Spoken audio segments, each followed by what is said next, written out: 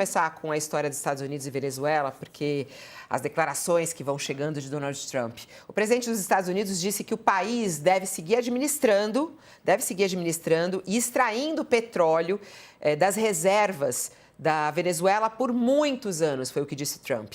E que só o tempo vai dizer até quando isso vai continuar, até quando essa situação vai durar. Trump disse também que o governo interino da Venezuela, comandado pela Delcy Rodrigues, está dando tudo o que eles consideram necessário. Essa declaração foi dada ao jornal The New York Times. Ele fez uma longa entrevista, que você encontra, inclusive está na página do UOL, a chamada para essa entrevista do Donald Trump ao jornal The New York Times, com tradução também pelo jornal Folha de São Paulo, e que traz aí um pouco do que ele pretende. E quando ele fala, né, Sakamoto, a gente vai ficar por lá o tempo que for necessário. Eles estão comandando a Venezuela neste momento e vão ficar por lá o tempo que for necessário? O que isso significa? Significa que, dizendo num linguajar bem comum, a Venezuela hoje é um protetorado norte-americano, né? Você tem a Venezuela com o seu governo, né, com a sua justiça, com a sua assembleia, com tudo isso mais, mas cujos desígnios do país, cujas principais decisões para serem tomadas dependem do aval da capital de outro país, de Washington, neste caso. Os Estados Unidos deixou isso muito claro. Assim que ele assumiu, ele falou: as reservas de vocês vão ficar sob nossa supervisão, nós vamos pegar uma parte do petróleo, vender como a gente quiser. Essas etapas, esse plano, como a gente vai falar, ele fala as etapas de estabilização, recuperação e daí transição. Na verdade, as etapas são tentar entender quanto petróleo tem lá e como explorar, daí começar a chamar as empresas norte-americanas e outros de aliados para poder explorar isso aí. Antes disso, ninguém vende nada, é só nosso, né? No meio de tudo isso, garantir que a Venezuela compre apenas produtos dos Estados Unidos usando o dinheiro do petróleo. Isso aí é uma relação colonial, é o que tinha no Brasil na época da colônia, em que a gente comprava produtos da metrópole, de Lisboa, e vendia produtos para a metrópole, para Lisboa, e só isso. Os portos brasileiros não podiam comercializar, não só com outros países, mas também entre si, né? Então, é uma relação colonial isso, né? É para deixar bem claro, é colônia, né? Eu estou usando protetorado porque é bonitinho, mas podia falar colônia. E aí o que acontece? Só numa terceira fase, vamos fazer uma transição para a democracia já com anistias, perdões dos dois lados, não tenha dúvida. E também não tenha dúvida que o próprio chavismo vai acabar estando na urna também. Então, o que acontece no final? Só que o Trump não deu, nem o Trump, nem o Marco Rubio, data para a realização de eleições livres e diretas para a escolha do governante dos Estados Unidos, da Venezuela, mesmo sabendo que o que a gente viu na Venezuela recentemente foi uma eleição fraudada. Fabiola, no final das contas, não há democracia na Venezuela, os Estados Unidos, a repressão continua em muito sentido na base, né? A gente tem ouvido as histórias, ou mudou só, era uma repressão interna, agora uma repressão externa interna com aval, sob o protetorado de outro país, e pobre povo venezuelano. Eu vou daqui a pouquinho passar para o professor Schneider, mas o repórter de Brasília, Lucas Borges, está ao vivo aqui, porque começou o evento lá em Brasília do 8 de janeiro. Ele tem as informações ao vivo. Será que o assunto Venezuela será tratado no 8 de janeiro? Acho que não, né, Lucas? O Lula quer desviar um pouco esse assunto, ou não? Bom dia para você. Bom dia, Fabiola. Bom dia a todos e todas. Sakamoto, Alexandre. Fabiola, o assunto Venezuela diretamente não. É muito improvável que o presidente Lula chegue a citar a Venezuela, chegue a citar Nicolás Maduro diretamente. Nicolás Maduro, eu diria, inclusive, que está totalmente descartado. Porém, um assunto que dialoga com ele e acaba ligando ao 8 de janeiro é, sim, democracia e soberania. O discurso do presidente Lula, como é esperado, é que seja um discurso de um tom um pouco mais forte e, como você falou mais cedo, alinhado, a expectativa é que ele assine o veto à redução de penas também do 8 de janeiro aqui. Então, é esperado que haja uma mistura entre assunto democracia, assunto soberania e assunto interferência externa, de uma certa forma, que ele tem feito, é importante colocar, que ele tem feito nos seus discursos, uma mistura entre ninguém vai interferir, nem de fora e nem de dentro. Aí sim, Fabiola, a gente imagina, pelo que a gente apurou, pelo que auxiliares contam, que ele coloque, mas Venezuela diretamente não. Eu estou aqui na parte de baixo, se vocês conseguem ver, já há uns apoiadores aqui esperando, né? Aqui é a rampa do Palácio do Planalto, aquela rampa famosa, né? Que ele sobe, todos os presidentes sobem no dia da posse, e é esperado que ele faça o caminho reverso hoje.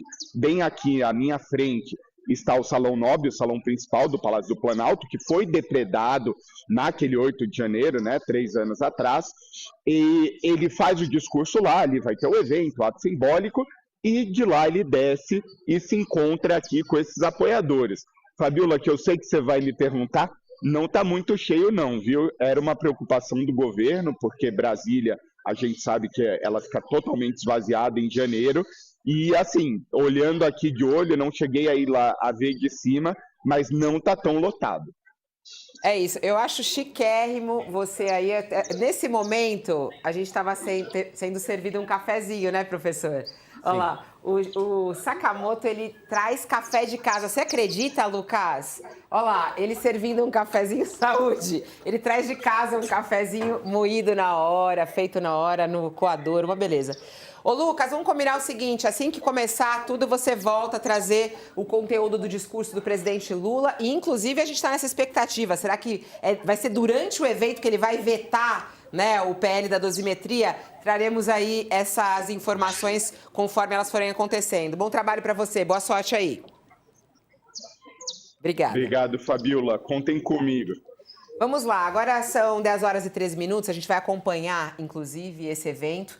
E a qualquer momento a gente volta com as imagens ao vivo de Brasília. Eu queria voltar com o assunto Venezuela e essas declarações do presidente Donald Trump ao jornal The New York Times, quando ele fala sobre os interesses e, inclusive, sobre a vontade dele, né, em administrar a Venezuela e por um tempo indeterminado. Ele, inclusive, disse isso, né, durante essa entrevista que está publicada hoje. Queria entender e ouvir até o professor Schneider a respeito disso, quando Trump disse que os Estados Unidos vão supervisionar a Venezuela por pelo menos um ano, né? O que pode se esperar dessa supervisão e desse controle americano lá? Eu acho que, mais uma vez, né, o que a gente está vendo é uma ação de intervenção direta sobre um governo. E é interessante uma coisa, Trump não pode ser acusado de estar escondendo o jogo. No fundo, assim, a coisa começa dizendo que para resolver a questão da ditadura, trazer a democracia para o país, para combater o narcotráfico. A própria justiça americana já tirou essa acusação, o departamento americano tirou essa acusação de narcotráfico contra o ex-presidente Maduro, e ele colocou no poder uma pessoa que era da ala chavista ainda mais radical do que o próprio Maduro, que era um moderado em relação à sua vice, né? Deixando de mãos abanando a oposição que ficou esse tempo todo lutando contra o chavismo.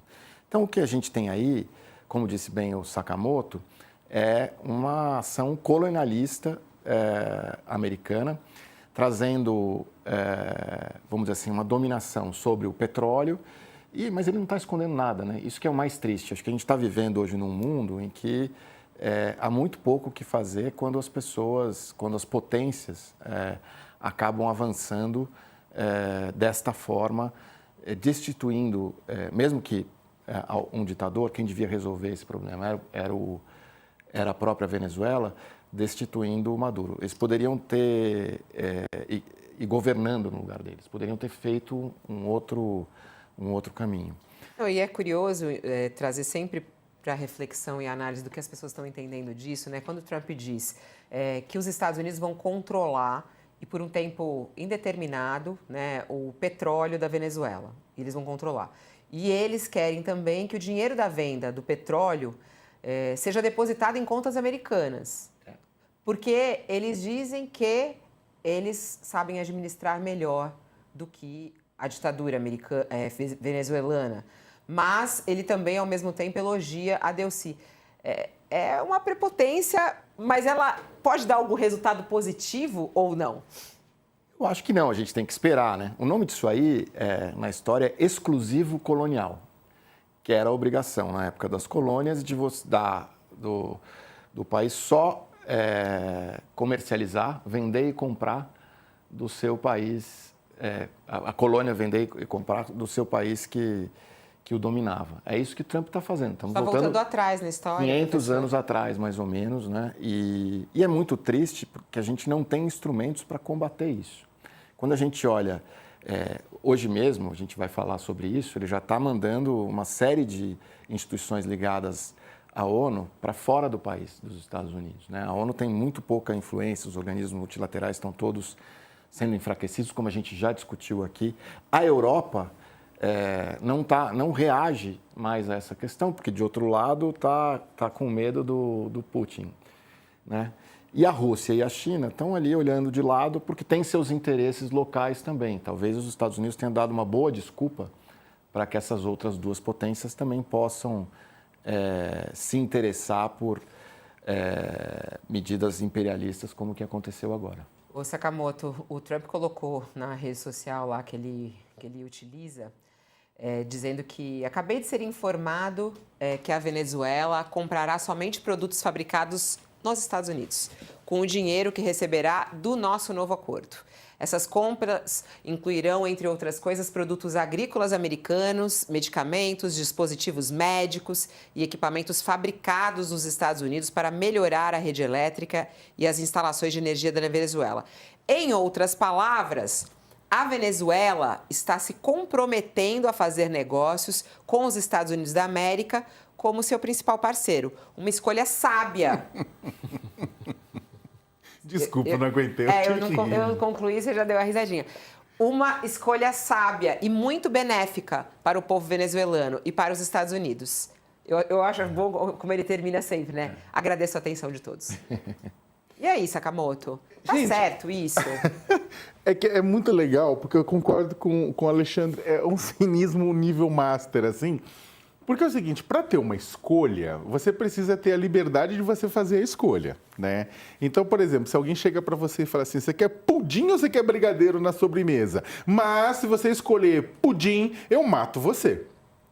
Você tem liberdade de escolha? Ou a pessoa bota uma arma na sua cabeça, você quer pudim ou brigadeiro, eu escolheria o pudim. Não é claro que você vai escolher o pudim. Não tem liberdade de escolha sob coação.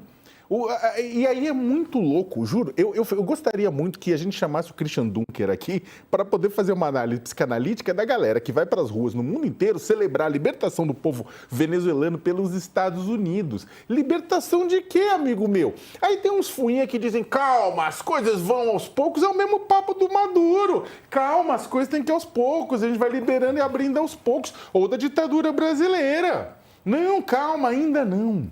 Né? Tipo, dai-me perseverança, dai-me castidade, mas ainda não, né? Então, o que acontece é o seguinte, o Trump está deixando claro, existe uma relação de dominação, né, que atropela toda a promessa.